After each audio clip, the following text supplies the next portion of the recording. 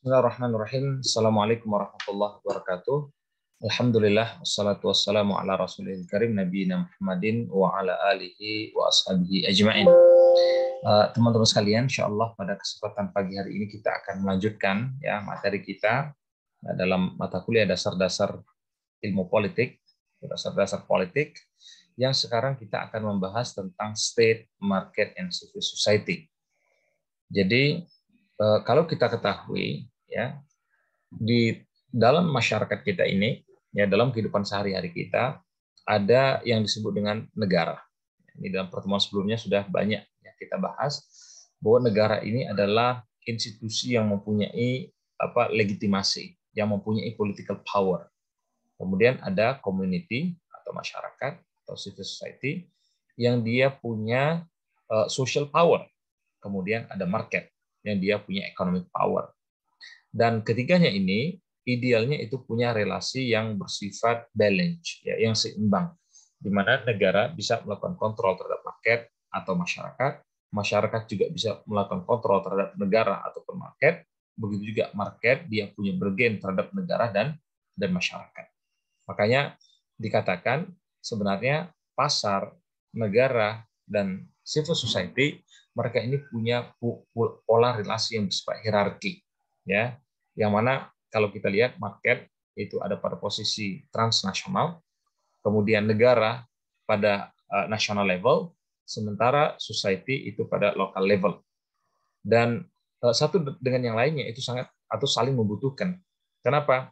Karena tanpa adanya negara, teman-teman sekalian, maka tidak akan ada market, ya. Kenapa? Ada pasar misalnya, tapi tanpa negara tidak ada yang bisa melakukan proteksi terhadap kepemilikan sipil, terhadap kepemilikan pribadi, ya, terhadap kepemilikan pada tanah atau pada modal.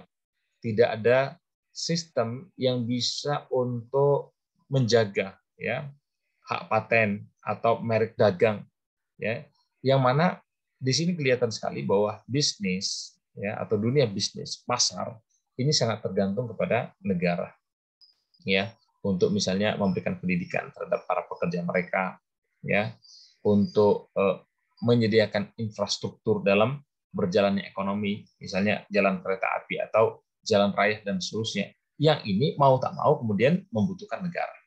Coba kita bayangkan kalau kemudian misalnya pasar harus membangun jalan sendiri, mereka harus membuat railway sendiri, mereka harus mendidik tenaga kerjanya sendiri, maka tentu ini akan sangat merepotkan. Apalagi nanti pada akhirnya tidak ada jaminan ya secara legal formal untuk melindungi ya kepemilikan mereka terhadap tanah, modal atau merek dagang yang mereka kembangkan. Maka negara sangat dibutuhkan oleh pasar.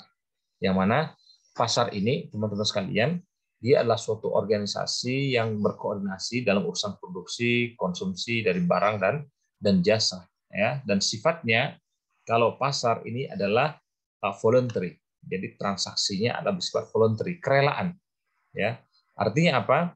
Ya, orang boleh memilih dia ingin menjual sesuatu atau dia ingin membeli sesuatu. Dan ini berbeda dengan negara. Kalau negara ini maka dia merupakan organisasi yang bersifat monopolik, ya, dan punya kekuatan yang bersifat korsif, ya, bisa menekan.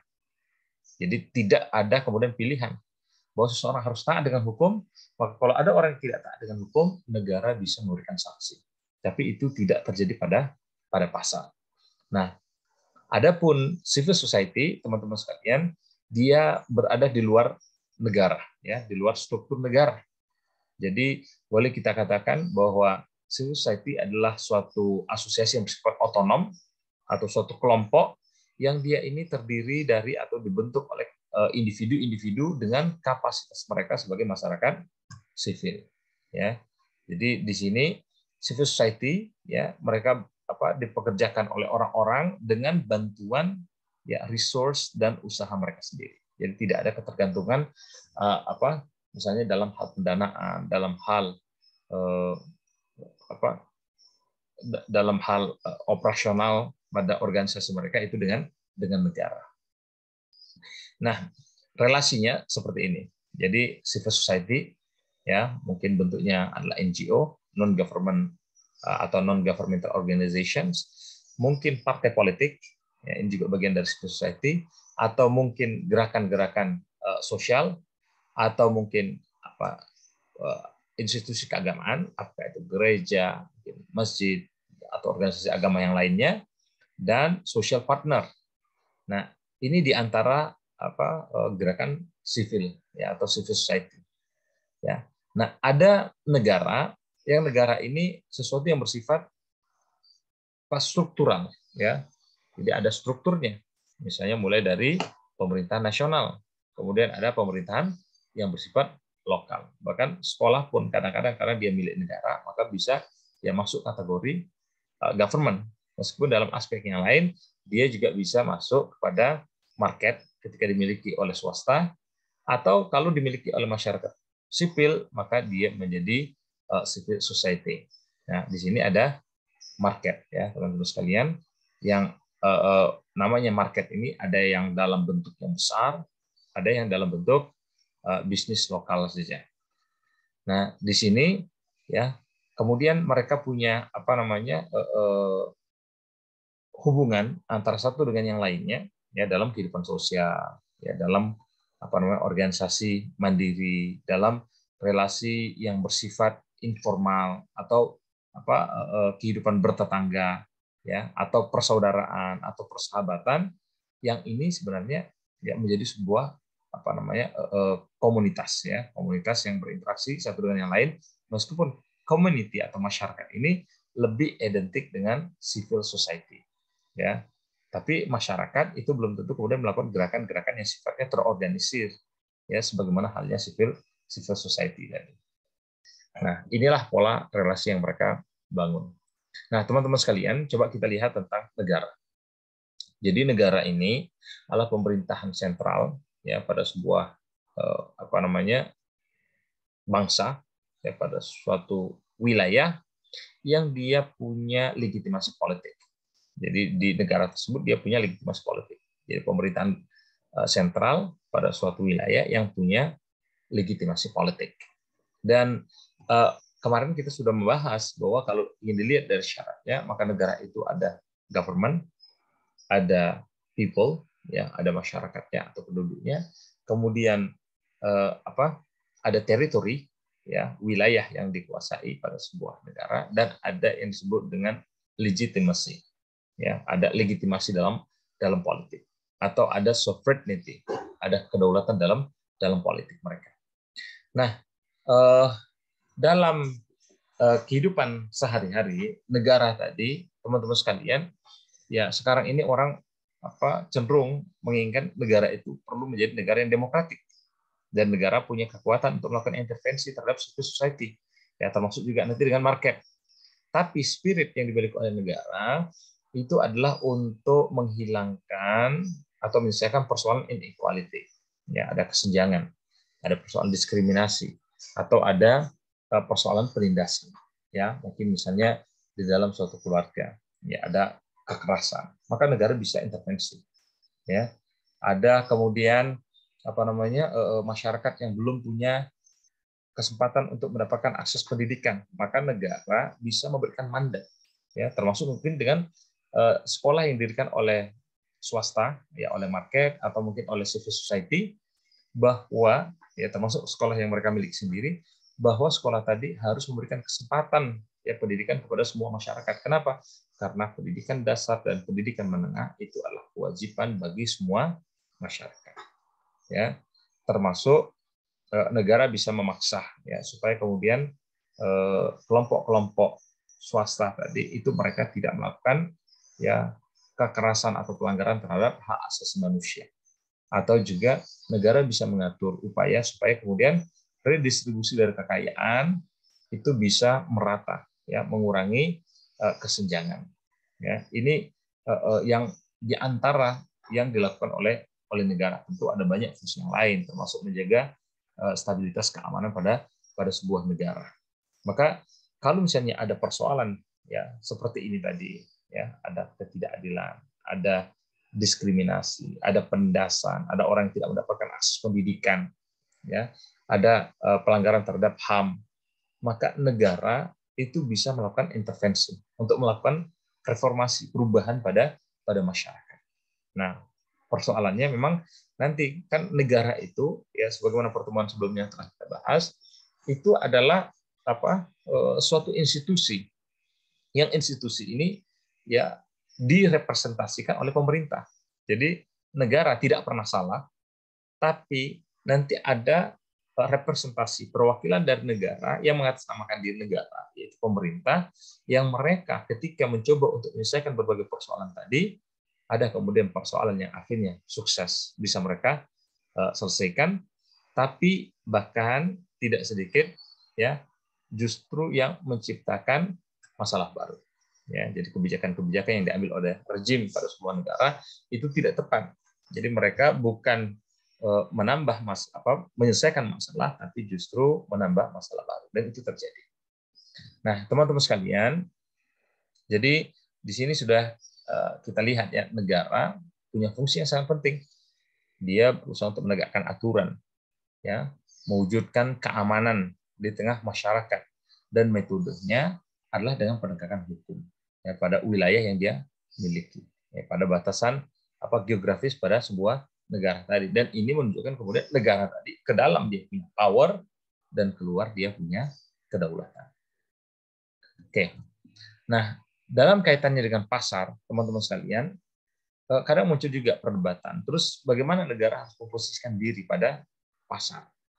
Ya, karena apa yang terjadi? Ya kita tahu idealnya tadi bahwa antara negara, civil society dan market itu mereka harus saling kontrol. Mereka punya yang kita sebut dengan balance of power, sehingga kemudian stabilitas itu akan bisa muncul. Tapi faktanya ya karena kekuatan ekonomi begitu dominan di era globalisasi yang diwarnai oleh ideologi liberal sekarang ini, teman-teman sekalian, maka muncul aliansi kelompok elit.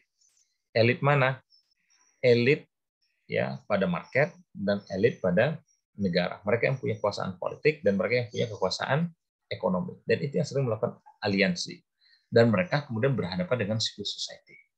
Ya, makanya sampaikan dalam ilmu politik itu ada kajian yang disebut dengan kajian ekonomi politik. Nah, teman-teman sekalian, jadi negara punya kapasitas, ya, punya kemampuan sebenarnya untuk melakukan tekanan, untuk membuat regulasi, ya. Tapi kemudian mereka beraliansi dengan market, ya. Yang ini kadang-kadang bagi kelompok civil society itu dinilai merugikan. Ya.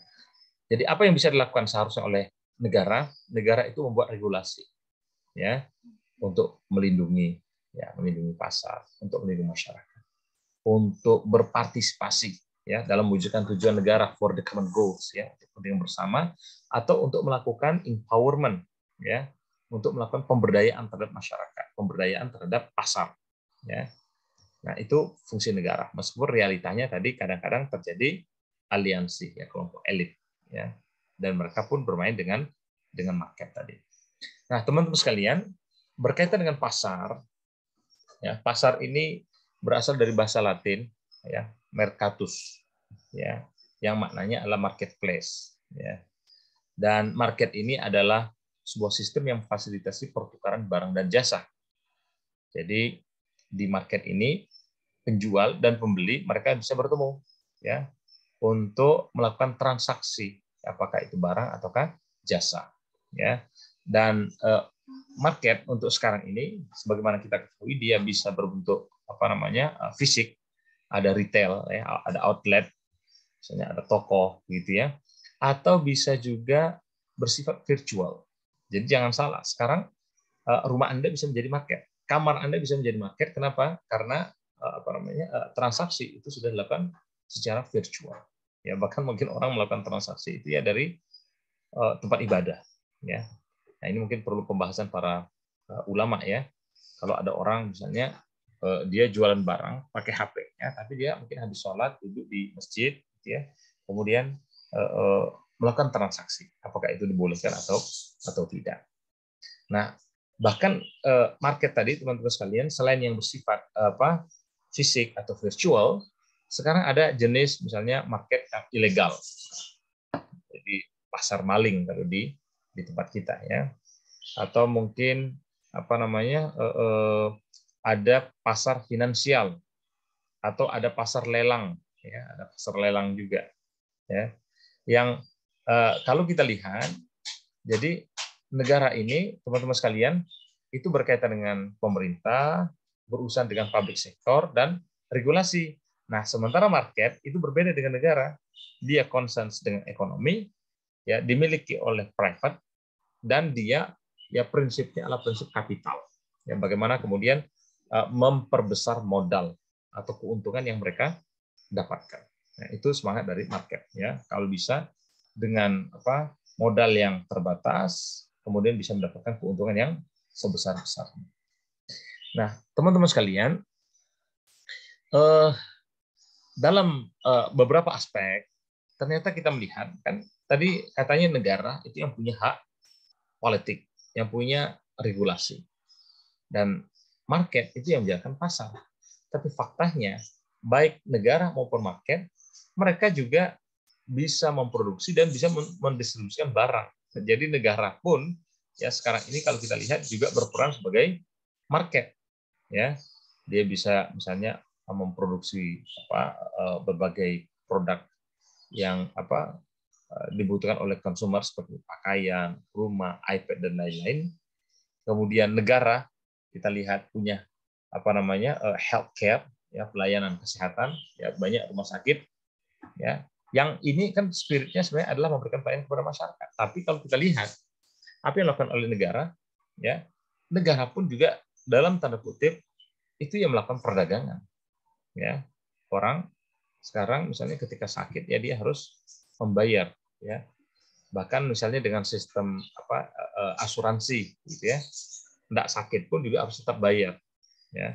Kemudian dalam pendidikan itu juga sama ya, pendidikan seharusnya ada pelayanan dari masyarakat, tapi kemudian ini juga sudah dikontrol oleh negara ya, atau dimiliki, bahkan negara pun juga punya ya dalam tanda kutip bisnis pendidikan ya. Yang kenapa kita katakan bisnis, karena masyarakat harus membayar dengan jumlah yang mungkin ya tidak jarang itu sulit kemudian untuk bisa diakses oleh orang-orang yang ekonominya menengah ke bawah, meskipun itu hakikatnya adalah sekolah-sekolah atau kampus yang dimiliki oleh negara ya.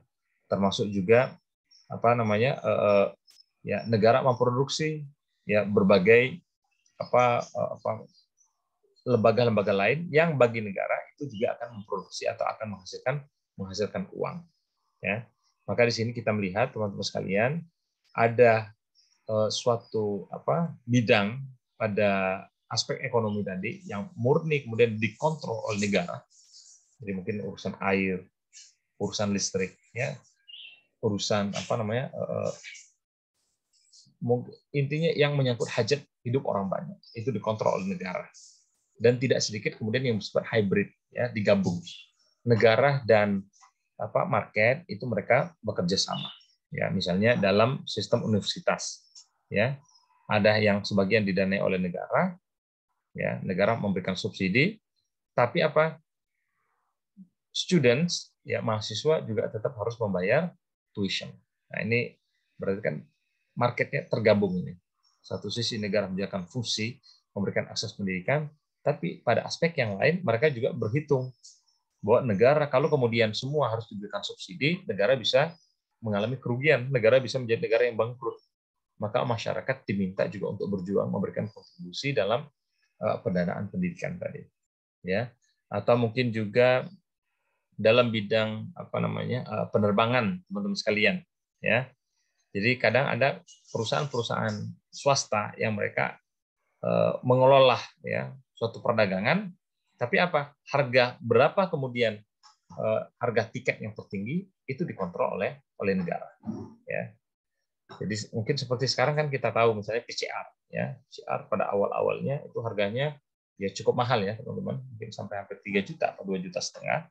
Kemudian negara membuat aturan baru, ini harus diturunkan jadi 1,5 juta, turunkan lagi jadi 900.000, diturunkan lagi jadi 500.000. turunkan lagi sekarang itu tinggal 300.000. Ya, swasta yang berjalan ya melaksanakan operasionalnya ya meskipun negara juga punya, nah, tapi untuk harga maka itu dikontrol oleh negara.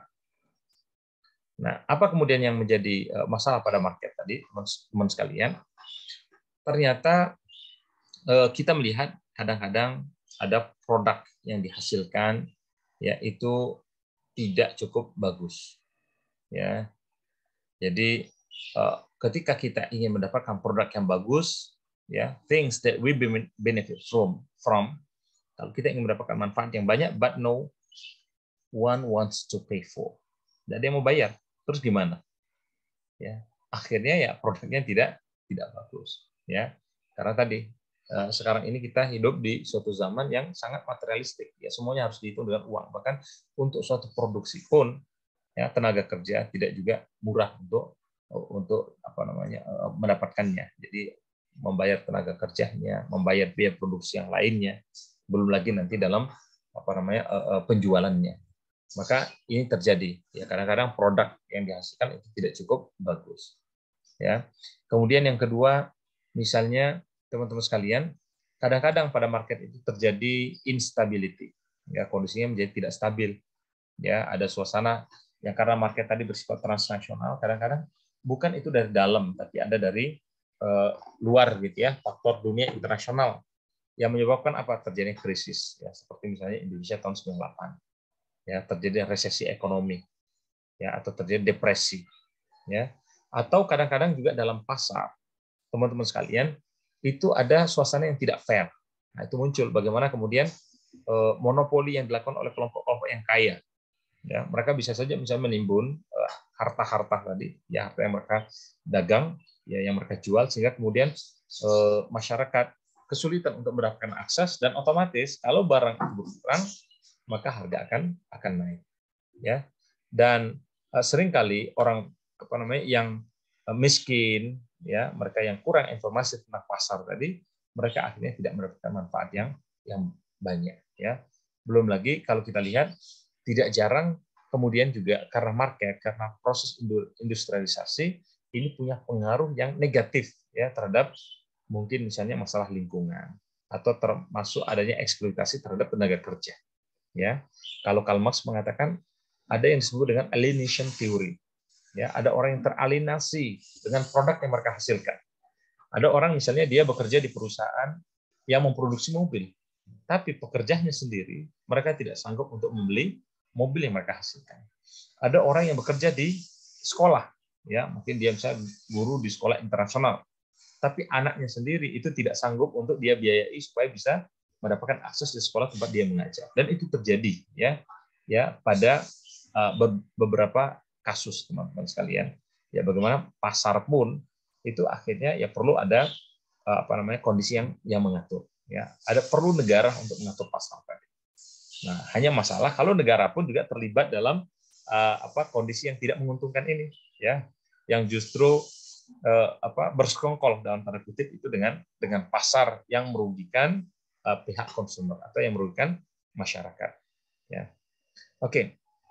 Karena itu di sini dikatakan sebenarnya beberapa masalah yang ada pada pasar tadi itu bisa diselesaikan oleh negara. Ya, negara itu bisa juga memproduksi apa yang diproduksi oleh pasar. Ya, handle, take over oleh negara. Produk apa misalnya yang mahal dijual oleh pasar, maka bisa diambil. Ya, jalan. Kalau misalnya pihak swasta itu menjalankan itu dengan harga yang sangat mahal, maka negara yang mengambil. Atau mungkin ya negara bisa mengeluarkan suatu aturan ya dalam rangka melakukan kontrol pada market tadi supaya mereka tidak melakukan ya hal-hal yang punya efek negatif ya. Jadi misalnya mensyaratkan supaya produk yang dikeluarkan itu betul-betul produk yang aman. Jadi sekarang misalnya orang buat baju bayi ya, maka harus ada ISO-nya. Ya jangan sampai ketika dipakai justru membuat iritasi pada bayi. Atau ada produk lainnya ternyata tidak ada izin ya, produk makanan tapi belum dicek oleh BP POM. Dan ini teman-teman sekalian kadang-kadang bisa membahayakan orang-orang keracunan misalnya. Maka negara harus punya aturan untuk masalah ini. Ya, termasuk mungkin dalam aturan masalah upah ya. Maka di berbagai tempat ya, misalnya di tempat kita setiap kabupaten saya kira itu ada yang disebut dengan upah minimum regional UMR ya. Nah, dan state sebenarnya juga bisa melakukan kontrol terhadap masalahnya sendiri ya sebenarnya ya, dia punya power, tapi lagi-lagi akan jadi masalah kalau terjadi persekongkolan ya, ada korupsi, ada penggunaan dana yang tidak efisien, ada perencanaan yang tidak berjalan dengan baik. Ini sebenarnya negara itu punya power untuk melakukan perbaikan. Nah sekarang teman-teman sekalian, terjadi perdebatan ya, karena kita memang hidupnya di tengah suasana yang disebut kita pasar bebas ya. Kita kan pasar bebas. Apakah kemudian negara memang tetap harus melakukan kontrol terhadap pasar? Bukankah pasar itu bebas? Ya, dibiarkan saja dia berjalan, maka akan terjadi kompetisi.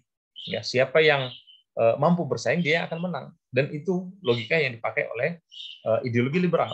Ya, misalnya dalam perdagangan bebas sekarang, teman-teman sekalian, maka di antara syaratnya ya negara harus mulai mencabut subsidinya. Negara harus betul-betul kemudian membuat pasar ya itu bersaing satu dengan yang lainnya itu secara secara fair kata mereka, karena tidak ada intervensi dari negara. Nah, jadi ini pertanyaan besar ya sebenarnya, karena memang hakikatnya negara itu punya kemampuan untuk melakukan regulasi, untuk membuat perencanaan ya dalam rangka memberikan pelayanan terbaik kepada masyarakat. Ya, karena orientasi dari negara sebenarnya ada pelayanan publik.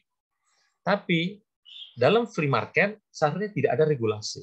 Oke, dibiarkan saja. Yang ada liberalisasi. Ya, fokus pada individu, fokus pada market tadi. Silakan dia sebebas-bebasnya. Dan ini adalah concern pada private, kepemilikan pribadi. Yaitu yang ada pada free market.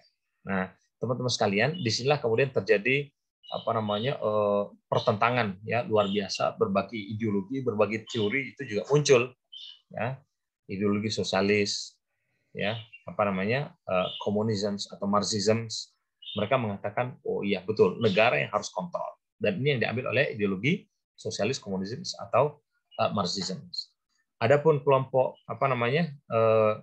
kapitalis ya, perdagangan bebas atau dalam konsensus Washington, oh tidak boleh, negara tidak boleh intervensi sama sekali.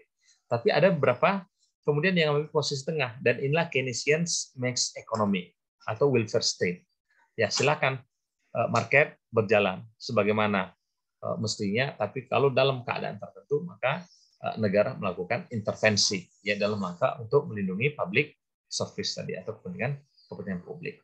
Ya, meskipun dalam realitanya teman-teman sekalian ya kita tahu ya dalam ekonomi tadi berlaku hukum ya persediaan dan permintaan. Jadi kalau kita lihat tidak begitu kuat kemudian kontrol yang dilakukan oleh pemerintah atau dalam regulasi terhadap produksi atau tenaga kerja tadi. Ya, perusahaan-perusahaan mereka jual barang, mereka jual jasa itu dengan harga yang paling tinggi. Ya, yang mereka lihat konsumer itu masih mau untuk membelinya. Ya. Sehingga mereka akan mendapatkan keuntungan yang besar. Dan dalam beberapa hal ya, kalau kita lihat justru ya di antara persekongkolan dalam tanda kutip terjadi antara negara dan market, ya ada korupsi. Misalnya kebijakan negara tadi akhirnya berpihak kepada kelompok-kelompok swasta tadi, atau bahkan dalam kondisi ketika sudah krisis sekalipun ada yang disebut dengan neoliberalism. Ya diberikan kebebasan tapi negara intervensi, yaitu dengan memberikan subsidi kepada masyarakat. Ya orang kalau tidak paham politik, ya mereka mengira oh ini berarti pemerintah ini berpihak kepada rakyat. Suasana ekonomi sulit, maka masyarakat itu diberikan uang ya satu bulan mungkin 300.000 misalnya 400.000 ya, dan kita disebut BLT ya, bantuan langsung tunai ya, yang orang mengira wah pemerintah berarti betul-betul ya memperhatikan kepentingan rakyat. Dan ini dalam aspek politik itu dinilai kemudian memperkuat legitimasi politik dari pemerintah atau rejim yang memberikan tadi. Padahal sebenarnya kalau dalam sudut pandang neo liberalis, teman-teman akan mengetahui bahwa ini adalah metode yang dipakai justru untuk menjalankan kembali pasar tadi. Kenapa? Karena logika yang umum terjadi masyarakat ketika mendapatkan uang, apakah itu misalnya berapa 300.000, 400.000, maka mereka akan mengeluarkannya untuk hal-hal yang konsumtif. Dan uang itu artinya akan kembali kepada pasar, akan kembali kepada pemilik modal. Nah, itu yang terjadi, teman-teman sekalian. Ya, apa namanya kebijakan yang kelihatan ya sekilas itu berpihak kepada masyarakat, tapi hakikatnya sebenarnya justru ya orientasinya adalah bagaimana apa namanya untuk menjalankan pasar. Oke, sekarang coba kita lihat civil society.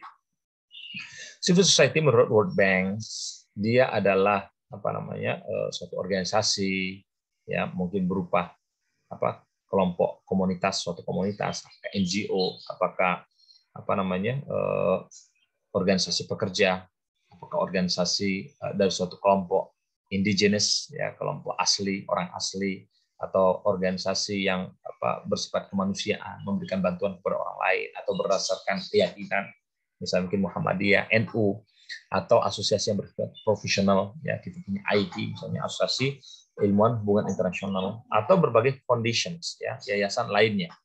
Nah, civil society ini teman-teman sekalian punya peran yang banyak ya dan civil society sebenarnya menjadi sumber yang sangat penting ya, sumber informasi yang sangat penting baik oleh masyarakat sendiri maupun pemerintah ya yang mana apa civil society tadi bisa melakukan ya secara teoritis itu monitoring ya terhadap berbagai kebijakan atau aksi yang diambil oleh pemerintah supaya pemerintah bisa menampilkan kebijakannya itu secara accountable ya supaya pemerintah kemudian ketika melakukan suatu kebijakan yang dinilai tidak berpihak kepada masyarakat maka civil society akan melakukan advokasi dan mereka akan menawarkan ya alternatif kepada pemerintah dalam mengeluarkan kebijakan tadi atau kepada apa sektor private atau institusi lainnya ya pilihan yang terbaik ya yang dinilai itu menguntungkan bagi apa kehidupan berbangsa dan bernegara khususnya bagi kepentingan publik ya. Jadi di sini kita apa bisa melihat teman-teman sekalian jadi civil society ini punya fungsi ya untuk melakukan perubahan yang sifatnya positif ya dalam berbagai bidang. Ada yang concern dengan urusan sosial, urusan ekonomi, urusan politik, budaya atau berbagai aspek hidup lainnya di tengah masyarakat. Itu apa secara teoritis posisi dari civil society ya. Maka di sini kita lihat ya dalam hubungannya dengan negara, maka civil society ini tadi ada yang akhirnya dia nempel, yang menjadi bagian dari negara. Ada civil society yang dia oposan, menentang negara.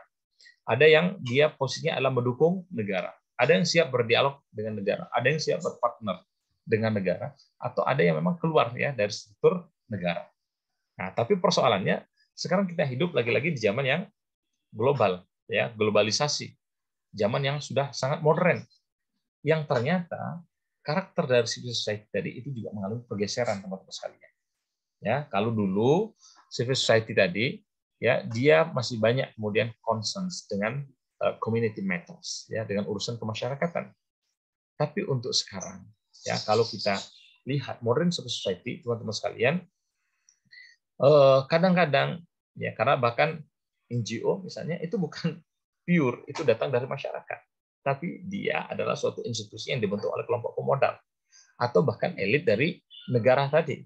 Maka dia justru memberikan tekanan sosial kepada masyarakat supaya setuju dengan norma atau nilai-nilai ya yang dia itu telah muncul ya apa namanya di tengah masyarakat sebagai sebuah produk dari circumstance yang ada. Sehingga apa? Civil society pada masyarakat modern itu sifatnya sudah lebih individualistik. Ya, ini yang terjadi sekarang, bukan lagi concerns dengan community matters dan itu sering terjadi. Ya, tadi kita melihat misalnya partai politik bagian dari civil society. Pertanyaan, apakah betul partai politik itu berpikir untuk kepentingan masyarakat? Ya, ada mungkin NGO. Sekarang apa betul NGO ya mereka concerns dengan apa kepentingan dari masyarakat? Nah, ini dalam banyak kasus kita melihat justru mereka lagi-lagi beraliansi dengan ya kelompok pemodal ya dengan kelompok elit pada struktur pemerintahan ya Maka di sini teman-teman sekalian, ya kita melihat ya di tengah masyarakat sipil yang modern ini, ya no state control in production, ya in protections. Tidak ada kontrol negara atau proteksi lagi, jadi self directions, mereka berjalan sendiri sehingga memungkinkan tadi untuk bermain, ya.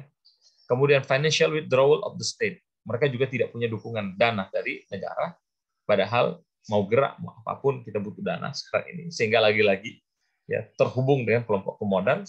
Kemudian local authorities as a director and facilitators, dia bersifat apa namanya desentralistik, ya bersifat berdasarkan isu kedaerahan, dan mereka ini punya power, ya. Tapi apakah betul wakil dari suara masyarakat? Nah ini jadi masalah. Kenapa? Karena NGO sekarang sudah menjadi kelompok pembisnis sosial. Ya tidak jarang ada misalnya NGO yang justru menjual, begitu ya, apa namanya ide-ide mereka atau posisi mereka atau nama organisasi mereka itu untuk ya kepentingan financial, ya. Dan enterprise focus on corporate social responsibility, ya. Meskipun ya tentu mereka tetap tadi ya menyampaikan bahwa apa namanya bagaimana lembaga-lembaga sosial, lembaga-lembaga market tadi, perusahaan-perusahaan itu harus punya yang disebut dengan corporate social responsibility. Maka kalau kita lihat teman-teman sekalian, bagaimana kemudian partisipasi dari masyarakat sipil dalam pengambilan kebijakan pada sebuah negara, ya mungkin untuk level informasi ya mereka masih tinggi. Tapi ketika sudah diajak konsultasi itu sudah mulai turun.